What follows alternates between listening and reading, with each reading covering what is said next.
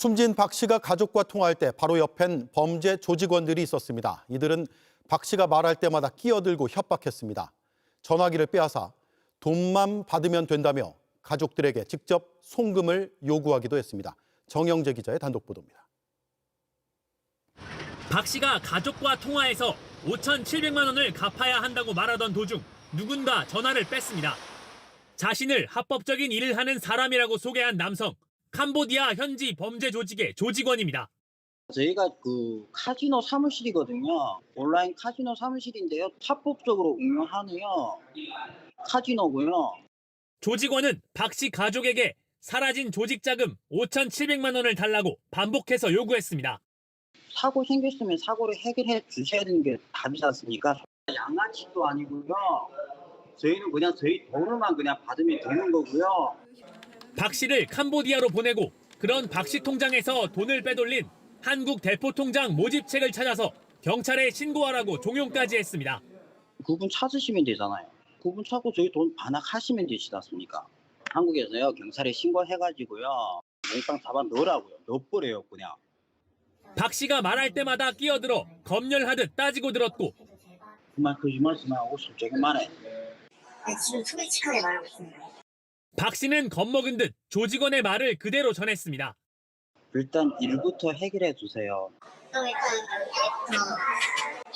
일부터 일단 해결해야 되거든. 가족은 박 씨가 감금된 곳이 어딘지 물었지만 조직원은 답을 피했습니다. 지금 있는 곳이 어디라고요?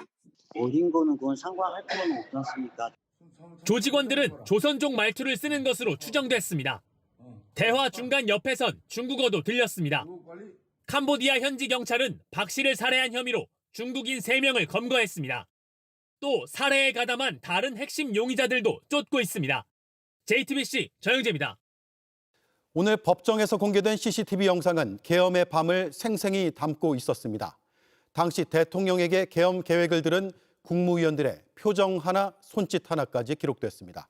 한덕수 당시 총리는 대통령의 설명을 들은 뒤 고개를 끄덕이기도 했습니다. 첫 소식 김혜리 기자입니다. 오늘 열린 한덕수 전 총리 재판에선 12.3 비상계엄 당일 대통령실 CCTV 영상이 일부 공개됐습니다. 대통령실 5층 대접견실 내부와 외부 복도 등을 찍은 것으로 계엄의 밤 국무위원들의 행적을 입증할 결정적 증거입니다. 한 전 총리는 계엄을 반대했다고 주장해왔지만 윤석열 전 대통령이 계엄을 선포하러 가기 직전 국무위원들에게 당위성을 설명할 때 고개를 끄덕이는 모습이 포착됐습니다. 함께 나간 김용현 전 국방부 장관이 다시 뛰어들어와 서류를 달라고 하자 직접 건네주기도 합니다. 특검은 한 전 총리가 내란에 동조한 것이라고 지적했습니다. 행정부 2인자인 피고인의 지위에 비추어 위와 같은 동조 표시가 범행 결의를 크게 강화시켰을 것임이 분명하다고 할 것입니다. 계엄 관련 문건을 본 적 없다는 주장도 거짓으로 드러났습니다. 윤 전 대통령은 계엄 선포 이후 대접견실로 돌아와 김 전 장관에게 받은 문건을 한참 쳐다봅니다. 그러다 건너편에 있던 최상목 전 경제부총리에게 문건을 건네는데 바로 옆에 있던 한 전 총리는 고개를 돌려 문건을 함께 확인합니다. 결국 피고인은 윤석열 대통령이 최상목 장관에게 지시한 국회 자금 차단, 비상입법기구 관련 예산 편성 등의 지시를 통해 국회 기능을 마비시키려 한다는 사실도 인식하였다고 봄이 상당하다고 할 것입니다. 이날 CCTV엔 국무위원들이 국무회의 정족수를 채우기 위해 분주하게 움직이는 모습도 찍혔습니다. 오후 9시 14분쯤 대통령 집무실에서 김 전 장관이 성큼 걸어나와 한 전 총리에게 손가락 4개를 펴보입니다. 이후 한 전 총리는 송미령 농림부 장관에게 직접 전화를 겁니다. 특검은 국무회의 의사정족수가 4명 부족한 상황에서 한 전 총리와 김 전 장관이 이를 채우기 위해 바쁘게 움직인 상황이라고 설명했습니다. JTBC 김혜리입니다. 외교 무대에서 윤석열 전 대통령 부부의 황당한 의전 요구가 도마에 올랐습니다. 덴마크 방문 당시 여사 전용 접견실을 요구하는가 하면 프랑스에 방문했을 때는 반려견에 대한 의전까지 김건희 씨가 요구했던 걸로 확인됐습니다. 퍼스트독 차량과 전담 직원을 지정해달라는 겁니다. 조보경 기자입니다. 2023년 6월과 11월 프랑스를 방문한 윤석열 전 대통령 부부. 성사되진 않았지만 6월 방문 당시 김건희 씨가 반려견을 동반하려 했고 이른바 퍼스트독 의전을 요구했다는 주장이 나왔습니다. 호텔에 스위트룸에 개가 머물 공간을 요구하고 반려견용 차량과 반려견을 담당할 만한 대사관 직원을 지정하는 등 어이없는 상황이 있었다는 건데 실이 저는 개탄을 금할 수 없고요. 조현 외교부 장관은 관련 사실을 확인했다고 답변했습니다. 파악을 해보니까 외교부 의전실을 통하지 않고 대통령실에서 직접 주 프랑스 대사관에 연락했던 것으로 나타났습니다. 철저히 조사하고 앞으로는 이런 일이 일어나지 않도록 노력하겠습니다. 또 지난해 윤 전 대통령 부부의 독일 덴마크 순방 계획을 앞두고 주 덴마크 대사관 측에 여사 전용 접견실을 마련하라는 요구가 전달된 정황도 나왔습니다. 2023년 네덜란드 국빈 방문을 앞두고선 우리 대사가 초치됐는데 이 역시 과도한 의전 요구 때문인 걸로 파악됩니다. 당시 외교문서에 따르면 네덜란드 측은 한국에 불필요하고 지엽적인 요청이 쏟아지고 있다고 표현했습니다. 네, 상황을 사실대로 보고하는 거죠. 우리 정부가 네덜란드 측에 차량 엔진 크기와 왕국 내 모든 승강기 크기 측정 등을 요구했다는 겁니다. 당시 외교부는 소통의 일환이었다며 네덜란드 정부가 우리 의전팀에 여러 차례 사의를 표했다고 밝힌 바 있습니다. JTBC 조보경입니다. 윤석열 전 대통령이 후보 시절 도와준 인사에게 통일도서 집필 용역을 몰아준 정황도 포착이 됐습니다. 1,000만 원을 줄 테니 책을 쓰라고 했다는 건데 남북관계 경력이 없어서 해당 사안을 모른다 했더니 아무거나 쓰라는 답이 돌아왔다고 합니다. 이 발언이 담긴 영상을 심가은 기자가 단독 취재했습니다.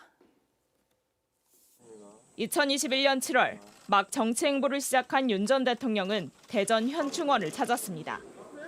이날 오후 주대환 전 민주노동당 정책위 의장과 비공개 만남을 가집니다. 문재인 정부의 날을 세우면서 당시 논란이 된 인물이었는데 이후 윤석열 정부 국가보훈위원까지 역임했습니다. JTBC는 최근 주 씨 역사 강의 현장을 취재했습니다. 갑자기 2023년 대통령을 만난 적이 있다고 말합니다. 윤석열 대통령을 한번 만난 적이 있는데 재작년입니까 벌써? 이 양반이 뭐 무슨 생각인지 그 어디 통일부 그쪽으로 뭐 무슨 얘기를 했나 봐요. 그래서 통일교육원에서 저한테 연락이 왔습니다. 1,000만 원짜리 집필 용역 의뢰를 받았다고 냈습니다. 책을 한 권 쓰라고. 그래서 아니 나 통일 문제를 잘 모른다고 하니 아무거나도 한 권 써야 되는데 그 1,000만 원을 준대. JTBC는 해당 용역 서류 일체를 입수했습니다. 통일교육원은 주 씨를 저자로 선정하면서 주제에 대해 오랜 시간 강연과 연구를 해왔다며 대중도서를 집필하기에 적임자라고 적었습니다. 주 씨의 원고에는 고려와 조선이 중화제국의 번속국이었다는 내용이 반복적으로 등장합니다. 이날 강의에서도 독립운동을 폄훼하는 듯한 발언이 여럿 나왔습니다. 유관순 뭐 누나 이러죠. 유관순 누나가 대한민국하고 큰 상관없습니다 사실. 그러니까 어떻게 됩니까? 이 사람가 전부 남탓, 기회의식, 조상탓. 윤 전 대통령이 주 씨에게 집필 사업을 몰아줬다는 의혹에 대해 통일교육원은 출간 저서를 근거로 선정한다며 원고가 역사적 객관성이 미흡하다고 판단해 출간하진 않았다고 밝혔습니다. 주 씨는 원고료는 받은 것으로 전해졌습니다. 누구의 지시로 예산이 집행되었는지 어떤 과정을 거쳤는지 반드시 조사와 감사가 필요합니다. 주 씨는 JTBC와의 통화에서 여러 단계를 거쳐 이심 전심으로 되는 거지 대통령이 직접 지시했겠냐고 설명했습니다. JTBC 심가은입니다. 아파트 엘리베이터에서 한 남성이 위층 가족을 흉기로 습격했습니다. 위층 가족이 엘리베이터를 타길 기다렸다가 아래층에서 문이 열리는 순간 범행을 저질렀는데 다른 주민이 본인 집으로 대피를 도와서 가족은 목숨을 구할 수 있었습니다. 임지은 기자입니다. 의정부의 한 아파트 단지입니다. 오늘 오전 7시 20분쯤 흉기 난동 사건이 발생했다는 신고가 접수됐습니다. 30대 남성이 바로 위층에 사는 40대 부부와 초등학생 딸에게 흉기를 휘둘렀습니다. 쿵쿵 소리가 나긴 했어요. 오늘 아침에? 제가 자다 깼거든요. 남자분이 혼자 사는데. 가족이 엘리베이터 타기를 기다렸다 아래층에서 버튼을 눌렀고 문이 열리는 순간 범행을 저질렀습니다.